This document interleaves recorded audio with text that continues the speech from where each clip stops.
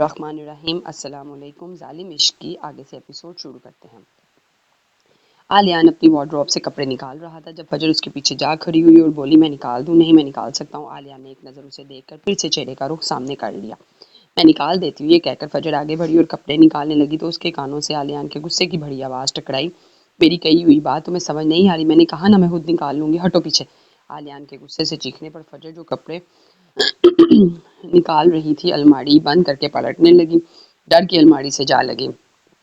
आलिया ने उसके हाथों से अपने कपड़े छीने और वार्न करने वाले अंदाज में बोला, मेरी चीज़ों से और मुझसे दूर रहा करो। लेकिन आप तो कहते थे कि आपके कपड़े निकालने की ड्यूटी मेरी है क्योंकि मैं आपकी बीवी हूँ। आज फजर ने बगैर किसी धमकी के उसे आप कहा था अपनी मर्जी से, जिस पर आलियान का दिल जोर से हंसने को कह रहा था। लेकिन वो अपनी हंसी जब्त करता हुआ बोला, कहा होगा लेकिन मुझे तुम्हारे फजूल चौंचलों की जरूरत नहीं है, इसलिए ये अच्छी बीवी होने के ड्रामे कहीं और जाकर करो, जैसे मैं तो तुम्हें जानता ही नहीं हूँ।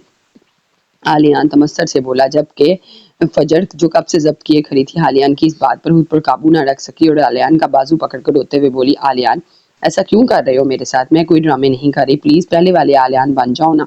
मुझे उसकी आदत है, मैं उसके बगैर नहीं रह सकती, मुझे उससे मोहब्बत है, तुम बहुत बुरे हो, प्लीज वो वाले आलियान बन जाओ, मैं उसकी सारी बातें मानूंगी, प्लीज ऐसा मत करो मेरे साथ, मुझसे बर्दाश्त नहीं होता। वो आलियान के सीने से लगी बच्चों की तरह बिलक बिलक कर रो रही थी। आलियान उसके ऐसा करने पर हैरान आ गया। उसे समझ नहीं आ रही थी कि वो उसे क्या कहे। फजर रोना बंद करो और मेरी बात सुनो। फजर का कंधा पकड़कर उसे समझाने की कोशिश कर रहा था लेकिन वो मुसलसल नफी में सर हिलाती बोली, नहीं please Aliyan, I am sorry, मुझ पर गुस्सा मत करो, प्लीज पहले वाले आलियान बन जाओ, मैं बिल्कुल भी तुम्हें तंग नहीं करूंगी। तुम मुझसे पूछ रहे थे ना कि मुझे तुमसे इश्क तो नहीं हो गया? हाँ हाँ मुझे हो गया आलियान, इसलिए मुझसे बर्दाश्त नहीं होता तुम्हारी बेरुखी। प्लीज ऐसे मत करो, तुमने भी तो कहा था कि तुम्हें मुझसे इश्क है ना। आज खा कसम अपनी खूबसूरत आंखों की, क्या तुझे जरा सी भी मोहब्बत नहीं हमसे? वो रोते रोते उसे यकीन दिलाने की कोशिश कर रही थी लेकिन किसी बच्चे की तरह उससे अलग नहीं हो रही थी कि कहीं वो फिर से उस पर गुस्सा ना करे, और साथ ही उसे यकीन चाहती थी कि उसे भी इश्क है ना। जब वो उससे अलग ना हुई तो वो उसे अपने साथ लगाए बेड तक लाया और उसके साथ बैठकर उसकी पीठ सहलाते हुए बोला, फजर मुझे सिर्फ तुमसे इश्क है जो ता क़यामत रहेगा, तुम हो मैं हूँ मैं हूँ। प्यार मोहब्बत इश्क ये सब अल्फाज है मगर जब तुम मिले इन लफ्जों को मानी मिले। फजर का आंसुओं से तर चेहरा थपथपा कर आलिया ने उसे चुप कराने की सही की तो वो होश में आई और रोना भूलकर हैरत से आंखें फाड़ कर देखने लगी। तो आलिया ने पानी का गिलास भरकर उसे पिलाया और गहरी सांस भरकर उसके सामने घुटनों के बल बैठकर उसका हाथ पकड़कर बोला, शुक्र है तुम चुप तो हुई, डरा दिया था मुझे। ये कहकर आलियान उठा और फजर के साथ जाकर बैठा क्योंकि ऐसे बैठने से उसके पाँव में दर्द हो रहा था। जबकि फजर जो अब होश में आई थी अपने लब होंठों में दबाए शर्मिंदा सी बोली, I am sorry. I think तुम्हें सॉरी नहीं मुझे थैंक यू बोलना चाहिए, कब से इंतजार कर रहा था मैं ये सब सुनने के लिए। जोश में बोलकर आलिया ने फजर को गले लगाया और बोला, थैंक यू सो मच, मैंने तुम्हारे साथ बहुत बुरा किया लेकिन फिर भी तुमने मुझसे मोहब्बत की, I am very thankful to you for this. ये कहकर आलियान उससे अलग हुआ और बोला, आई एम सॉरी, मैं थोड़ा खुदगर्ज हो गया था, तुमसे इजहार मोहब्बत सुनने के लिए मैंने ये सब किया। आलियान के बताने पर फजर ने उसके कंधे पर मुक्का जड़ा और बोली, आलियान तुम बहुत बुरे हो, तुम भी कुछ कम नहीं हो फजर मादाम। आलियान मुस्कुराहट दबाता हुआ बोला, आलियान मैं तुम्हारा सर फाड़ दूंगी अगर तुमने आज के बाद ऐसा किया। शर्म तो नहीं आ रही अपने मासूम शोहर को ऐसे धमकियां देते हुए? आलियान ने दिखाई दी, मासूम तो देखो जरा। फजर ने नाक चढ़ाकर कहा, मासूम तो मैं हूं, तुम मानो या ना मानो। अब एक काम करो, अपने मासूम शोहर के लिए मजेदार सी कॉफी बना कर लाओ। किस खुशी में? मैं तो कहीं नहीं जा रही, फजर ने कोरा जवाब दे दिया। कुछ देर पहले कौन कह रहा था कि मैं तुम्हारी हर बात मानूंगी, बिल्कुल भी तंग नहीं करूंगी?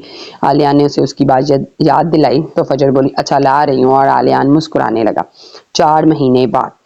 फजर यार ये मेरी टाई तो बांधो। आलियान शीशे के सामने खड़ी फजर के पास आया जो सना के वलीमे में जाने के लिए तैयार हो रही थी। आलियान की बात पर उसे घूरने लगी, आपको नजर नहीं आ रहा मैं तैयार हो रही हूँ और आप कोई छोटे बच्चे हैं, खुद बांध लें। तुम्हें याद है ना तुमने कहा था तुम मेरी हर बात मानोगी। गुस्से में फजर के कहने पर आलियान ने उसे फिर से वो बात याद दिलाई जो पिछले 4 महीनों से उसे हर बात पर याद दिलाता। यूं ही वो फजर को तुमसे आप पर लाया था और यूं ही वो उसे ब्लैकमेल कर कर अपनी हर बात मनवाता था, और अब यही हुआ। फजर पैर पटक कर उसकी तरफ आई और उसकी टाई बांधने लगी जबकि आलियान उसे देखकर मुस्कुरा रहा था। आलियान अब बड़े हो जाओ, मैं आइंदा कभी नहीं करूंगी आपका कोई काम। फजर ने हमेशा वाली धमकी दी जो वो हर काम करते वक्त देती थी और फिर अगली दफा भूल जाती थी। अच्छा ना करना, मैं किसी और के पास चला जाऊंगा। किसी और के पास जाकर तो दिखाओ, मैं तुम्हारा मुंह ना तोड़ दूंगी। अगर चाहती हो कि मैं ना जाऊं किसी और के पास तो मेरी बात मान लिया करो। वैसे तुम्हारी इस गलतफहमी को दूर करने के लिए एक शेर अर्ज करते हैं तेरे बाद किसी को महबूब ना बनाएंगे, तेरे बाद किसी को महबूब ना बनाएंगे। सिलसिला नबूवत की तरह सिलसिला मोहब्बत भी ख़त्म। आलियान एक अदा से शेर पढ़कर पीछे हटा तो फजर मुस्कुरा दी। ज़रा जल्दी तैयार हो जाओ, भाई सब कह रहे हैं कि चुड़ैल अब तक क्यों नहीं आई। ये कहकर आलियान बाहर भाग गया, वरना उसकी हैर नहीं होनी थी। और पीछे फजर पहले गुस्से में उसके पीछे जाने लगी और फिर मुस्कुरा कर रुक गई। वो दोनों आज भी वैसे ही थे, एक दूसरे से लड़ने वाले और थोड़ी देर बाद ठीक हो जाने वाले, क्योंकि इश्क करने वाले एक दूसरे से ज़्यादा देर तक नाराज़ नहीं रह सकते थे। साद उठो। साद पड़ी पिछले 15 मिनट से साद को उठाने की कोशिश कर रही थी, जो अपनी जगह से टस से मस नहीं हो रहा था। आखिर तंग आकर परी ने पानी से भरा जग उठाकर उस पर उलट दिया तो वो फौरन हड़बड़ा कर उठा और परी मुंह पर हाथ रखकर हंसने लगी। साद उठकर उसके पीछे भागा, जो हंसते हंसते बाहर निकल गई थी, और वो दोनों अब लॉन में बच्चों की तरह एक दूसरे के पीछे भाग रहे थे। ये इश्क है, ज्यादा जगह घेरता नहीं। थोड़ा अपना दिल भरा कीजिए जनाब। चारों अपनी जिंदगी में आज खुश थे, कोई गलतफहमी या झूठ उनके दरमियान अब नहीं था। वो सब एक दूसरे से मुखलिस और ईमानदार